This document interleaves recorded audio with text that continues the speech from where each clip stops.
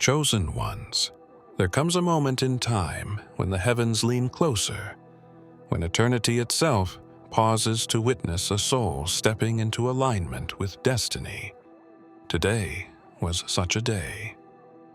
Somewhere in the unseen, a ripple moved through the courts of heaven, not because of an earthquake or a thunderstorm, but because you finally chose to walk in the calling that has been written over you since before your first breath. God smiled today, not because the world shifted in its chaos, but because you shifted in obedience. The entire fabric of your journey has been building to this quiet but profound decision. For years, the whispers followed you, small nudges, unshakable impressions, divine coincidences that pulled you toward this very moment. You ignored them at times, doubted them often, but they never left you. You may not have noticed, but every trial, every delay, every betrayal and silent night was heaven's chiseling, shaping you into the vessel capable of carrying a mantle larger than yourself. What seemed like wandering was actually preparation. What seemed like silence was God waiting for you to recognize His voice within your own heartbeat. The angels have always known your name. The scrolls of eternity have always carried your assignment. And yet, heaven remained patient, watching, waiting, longing for the day when you would awaken fully and step forward. That day is today. When your feet shifted into the path already ordained, the sound of your obedience became worship louder than any song, brighter than any flame. God smiled, not because He doubted you, but because He always believed you would eventually rise. But this is only the beginning. To step into your calling is to step into warfare, into revelation, into mysteries that few are prepared to touch. You will see what others cannot, feel what others dismiss, and carry what others fear. Your story is no longer about you. It is about what heaven intends to release through you. And as you walk forward, you will discover that what you thought was the end of your waiting is only the threshold of something far greater. The gates are opening, the light is shifting, and the world is about to see what God already saw the day He smiled. It began in silence, a silence that was not empty but full, a silence that pressed against your spirit until you could no longer deny it. For so long, the whispers were there, faint, like a soft breeze brushing past your thoughts in the middle of the night. At first, you dismissed them as imagination, as dreams that faded with the rising of the sun. Yet they kept returning, insistent, patient, carrying a weight that grew heavier with each passing season. The whisper did not speak in thunder, it spoke in stillness. It came when your mind was tired, when your defenses were lowered, when the noise of the world was finally quiet enough for you to hear. And every time it came, it pulled at you, stretching your spirit toward something you could not yet see. There were moments you almost obeyed, moments you felt your entire being move in the direction of that voice. But fear always came close behind, whispering its own lies, convincing you that you were not enough, that the calling belonged to someone stronger, someone wiser, someone chosen from a different line than yours. The war inside was never between right and wrong, but between courage and hesitation. Yet the whisper remained, never growing impatient, never turning away. It waited for you. Over time, the whisper began to shift. It no longer sounded like suggestion. It no longer felt like invitation. It became heavier, sharper, filled with urgency. It was as though heaven itself had bent down, and what once was a gentle call had transformed into an unshakable command. Every circumstance in your life began aligning with it, forcing you toward a crossroads. The doors that once opened easily began to close. The places you once found comfort became unbearable. The people who once surrounded you began to fade, one by one, as if heaven was stripping away every distraction. You found yourself standing in a place where the only direction left was forward, into the voice that had never stopped calling your name. And when you finally took that first step, the whisper echoed louder than thunder. What once felt like a suggestion now pulsed through your veins, demanding action, demanding surrender, demanding destiny. It was no longer a whisper at all, but something far greater, and yet, as the command settled deep within you, you realized it was only the beginning. For another sound was approaching, one you had not yet heard. There are encounters that change the course of a lifetime, not because of words spoken, but because of a single gaze. You felt it before you saw it, a weight pressing into your chest, a warmth spreading through your spirit. And then it came, the moment you could never put into language, when the eyes of Yeshua met yours. They were not like any other eyes, for they did not simply look at you, they looked through you. Every layer you had built, every mask, every defense, every excuse dissolved in that gaze. You stood there, stripped of every pretense, and for the first time you understood what it meant to be fully known. His eyes carried no condemnation. They were not heavy with judgment, but with compassion so fierce it disarmed every wound you thought you had to protect. In that instant, he saw the failures you tried to bury, the moments of weakness you tried to forget, the hidden doubts that lived in your heart, and he did not turn away.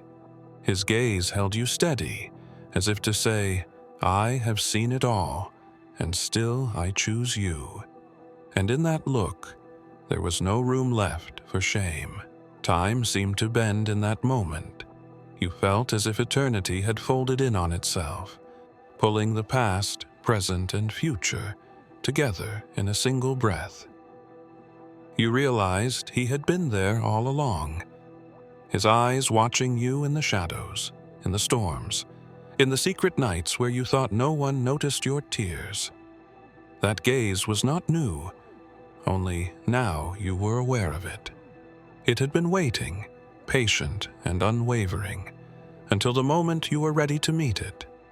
What shook you most was not his knowing, but his belief.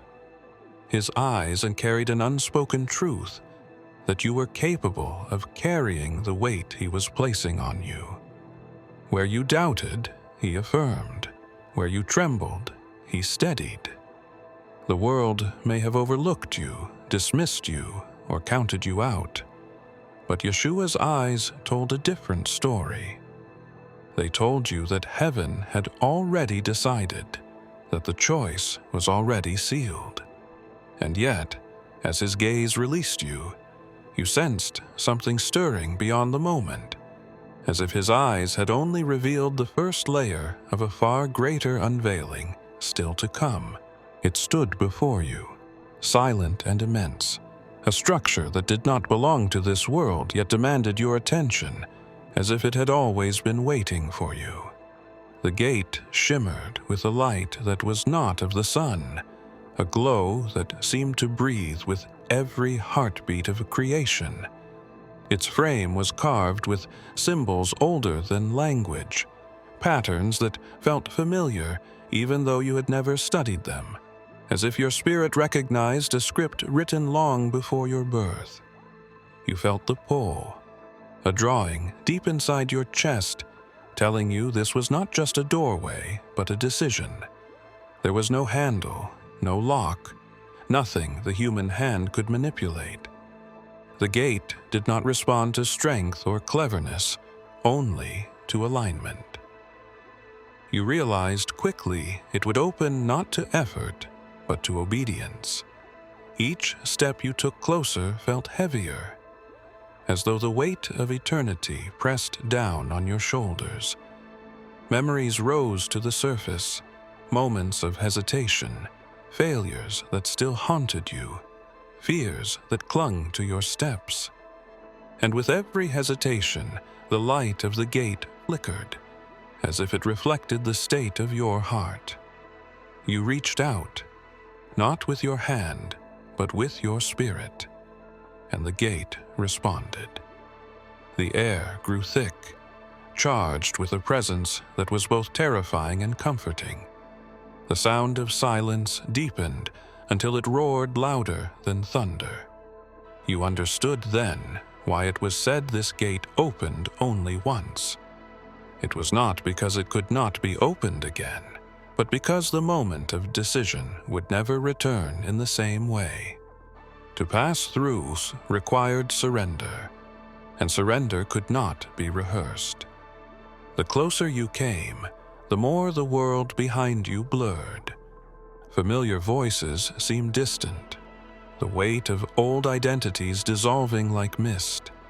The gate pulsed brighter, as though it recognized your approach, as though it had been waiting through ages for this exact step. And in that radiance, you saw glimpses, shadows of what lay beyond, flashes of landscapes not of this earth, visions of battles and crowns, a destiny that reached beyond generations. Yet just as you lifted your foot to step forward, the glow shifted, revealing that the gate did not stand alone. Something else waited beyond it, something that would not allow you to pass so easily. The throne room was not built with stone or wood. It was alive, breathing with a radiance that made your very bones tremble. Columns of light stretched higher than the eye could measure, and the air carried a fragrance that was both fire and sweetness, a reminder that holiness is both consuming and comforting. The floor reflected not your body, but your essence, as though the very ground beneath you exposed the truth of who you were. You stepped forward cautiously, feeling the weight of unseen eyes watching, not with scorn, but with a gravity that left no room for pretense. And then you saw it, your shadow. It did not fall behind you, as in the natural world, but stretched ahead, projected across the radiant floor. At first it seemed familiar, but then you noticed it was not bound to the form you carried in flesh. It shifted and flickered, showing pieces of yourself you thought long forgotten. Regrets, hidden motives, quiet sins you buried deep, all rose and danced in the outline before you. The throne room did not permit disguises. In this place, everything hidden was brought into light. A voice rose from the center, deep and resonant, not condemning but unrelenting in truth. It told you that before destiny could clothe you, shadow must be unveiled. You watched your reflection writhe, transforming into images of fear, pride, and doubt. Yet the light did not retreat. It burned steadily against the darkness, forcing it to reveal its form. It was unbearable to witness, and yet strangely liberating, for what was revealed could finally be released. As you struggled with what you saw, the atmosphere shifted, and you felt another presence enter the room. It was Yeshua. His steps were quiet, but his authority filled every corner. He did not look at your shadow with disgust. He looked at it with a piercing compassion. His gaze reminded you of the moment when his eyes first found yours, except now it carried the weight of cleansing. With a word unspoken, Light surged from him, cutting through the darkest fragments of the shadow, and where light touched, darkness dissolved. But the dissolving was not complete. Something resisted, something ancient and tied deeper than your own mistakes. The throne room demanded that you face it, for only then could you step further. In the silence that followed, the throne room shifted. From the shadows of light, a table appeared, ancient yet untouched by time, carved from something that was not wood, not stone, but a substance that seemed alive with the breath of eternity. Upon it lay a scroll, sealed with markings that shimmered like fire captured in liquid form. The very sight of it made your spirit tremble, for you knew instinctively this was not a scroll among many. It was yours. Your name was etched across it, not in ink, but in light, burning with a brilliance that seemed to call out to the very core of who you were. You approached slowly, feeling as though every step was weighed, every heartbeat measured. The closer you came, the louder the silence grew, as though creation itself held its breath. You knew that within this scroll were words written before the world began, a script that had waited through generations for this very moment of unveiling. As you reached for it, the seal glowed brighter, resisting your touch. It was not a resistance born of denial, but of testing. The scroll seemed to ask, "Are you prepared to carry what has been written?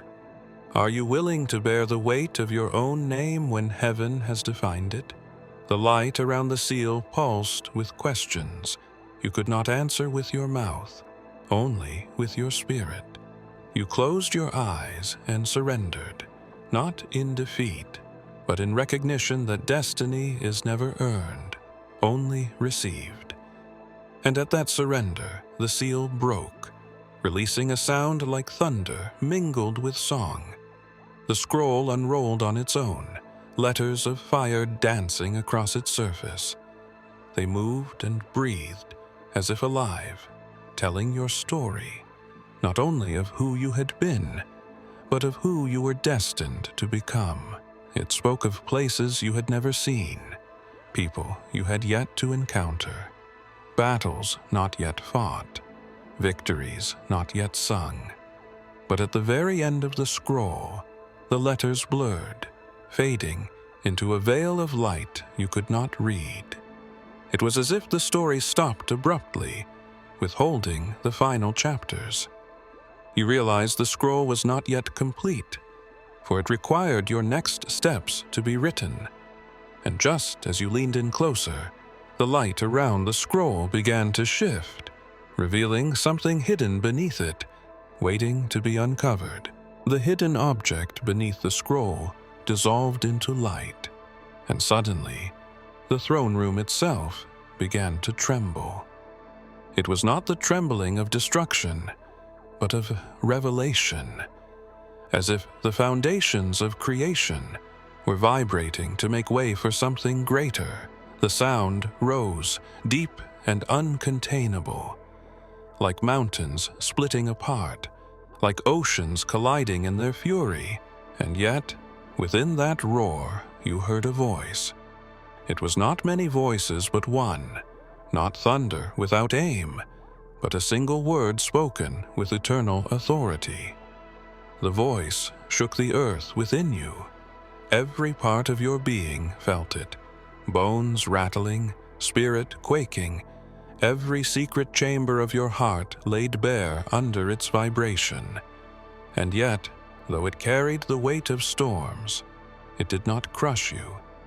Instead, it steadied you, holding you as firmly as a father's embrace.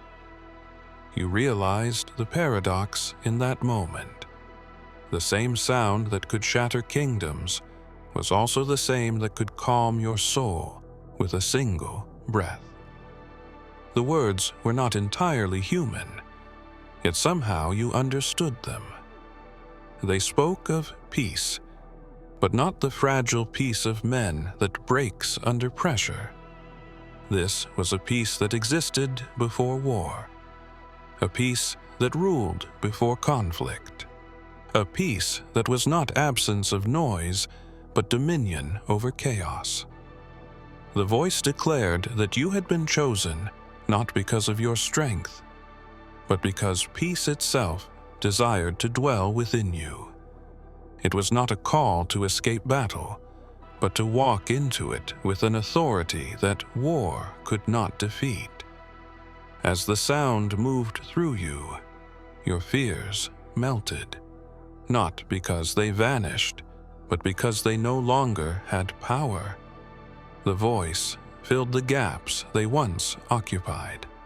You felt the weight of eternity press into you, not as a burden, but as a mantle, clothing you in something unseen yet undeniable. Even the air around you seemed to bow to the sound, every particle trembling, as if acknowledging the one who spoke. But just as you were learning to stand in its presence, the voice shifted, softening into a whisper, speaking a name you had never heard before, and yet it belonged to you. The throne room fell still. The trembling ceased. The roar faded, and what remained was silence. A silence so vast it felt like the entire universe had bowed in reverence. You stood in that stillness with your heart racing, expecting a sound, a vision, or some sign that the moment was complete. Yet nothing came. It was then you realized that the silence was not absence, it was presence. Every fragment of creation had been hushed so that something sacred could unfold. Before you, the air shimmered, and from the light emerged a crown. It was unlike the crowns of men, which glitter with jewels and metals meant to impress the eyes.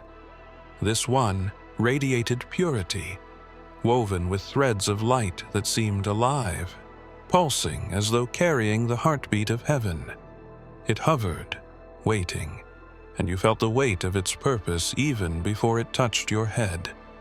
The silence grew deeper still, as if every angel and every witness was holding its breath, waiting for the exact moment it would be placed. You did not move, but Yeshua stepped forward. His presence filled the stillness with authority that needed no words. He lifted the crown with hands marked by sacrifice, and though he said nothing, his eyes spoke volumes. They told you this was not a reward but a mantle, not an achievement but an assignment. The silence was not empty, because his gaze was the language of the moment, a language more powerful than thunder. When the crown rested upon you, it did not weigh down, it lifted. You felt lighter, as though the burdens of your past had fallen away, as though every chain that once clung to you had melted under the authority of this new mantle. The silence pressed against your ears, but in it you heard the sound of eternity aligning with your steps, destinies unfolding, unseen paths clearing ahead. It was a silence filled with movement, a silence alive with promise, and yet, even as you stood crowned, the silence shifted again.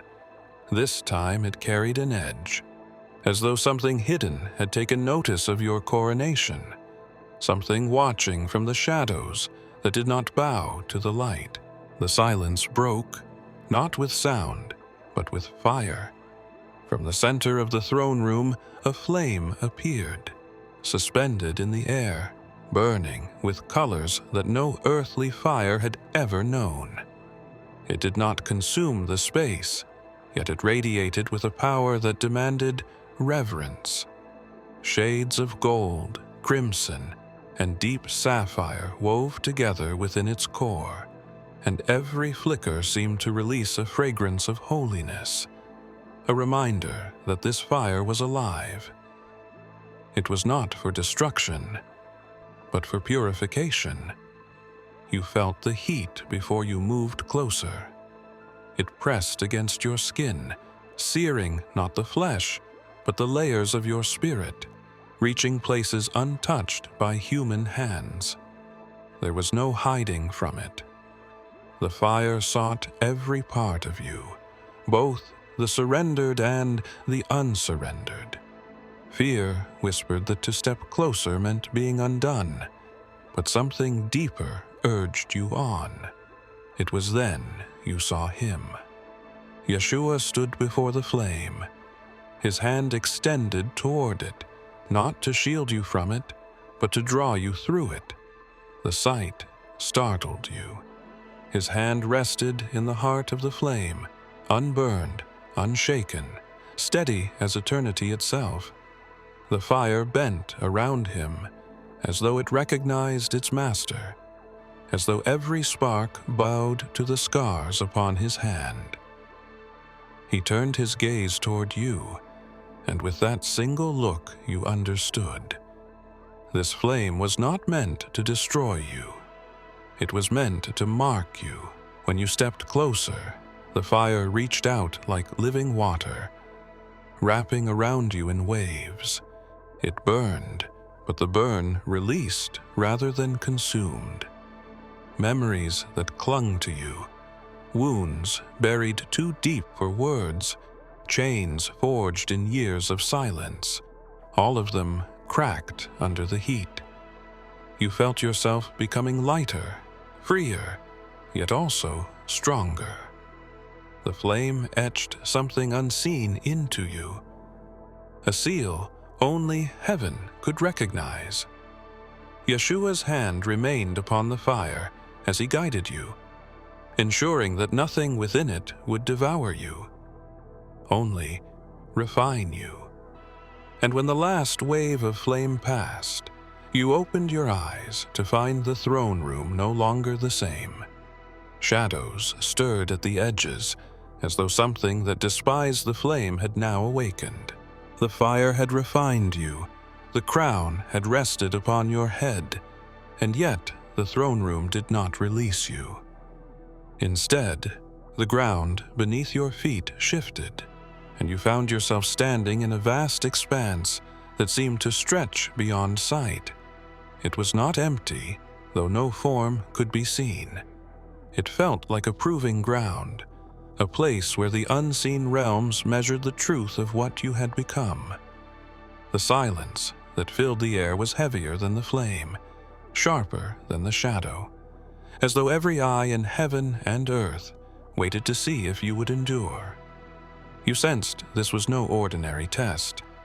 It was not about strength of body or cleverness of mind, but the integrity of your spirit. Whispers began to rise around you, voices echoing from the darkness, voices that sounded eerily like your own. They spoke of failure, of unworthiness, of every reason you should turn back. Each word was like a weight pressing against your chest, threatening to pull you into the ground. You realized then the trial was not about what others would say, but about what you would believe. The more the whispers grew, the dimmer the light ahead seemed to become. You staggered under the weight of doubt, your legs trembling, your resolve thinning. And yet, in that fragile place, something stirred deep within you. It was the memory of Yeshua's eyes, steady and unwavering, the fire of his hand guiding you through the flame, the peace of his presence, even when the earth trembled. That memory rose like a shield, cutting through the voices one by one, until the silence returned. When the voices were gone, a figure appeared at the far end of the expanse. It was cloaked in shadows, its form shifting as though it had no true shape. You knew instinctively this was the final barrier, the last obstacle before you could step into the sight of nations. It did not rush you. It waited, patient and unyielding, as though certain you would falter before you reached it. You steadied yourself, the weight of destiny pressing on your shoulders, and began to walk forward. But as you drew near, the figure lifted its head, and you realized with a chill that its face was your own. You stood frozen, staring into the face that mirrored your own.